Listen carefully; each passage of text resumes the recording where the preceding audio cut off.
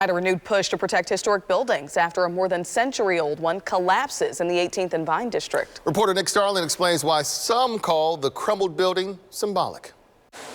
It's historic, a lot of memory. A piece of Kansas City's history crumbled. Plywood now wraps around the century-old historic House of Hits after the building collapsed earlier this week. The building collapse is kind of a representation of what's going on 18th and Vine. Deteriorating promises business owners and neighbors say they were given a long time ago. This is the direct results of the lack of attention or money that's needed to be pumped into 18th and Vine to help save the businesses and the restoration and just the beauty of a district. They're not putting investment down here in this area, so it's kind of hard to redevelop any project down here when there's no funding, there's no lending opportunities for our community.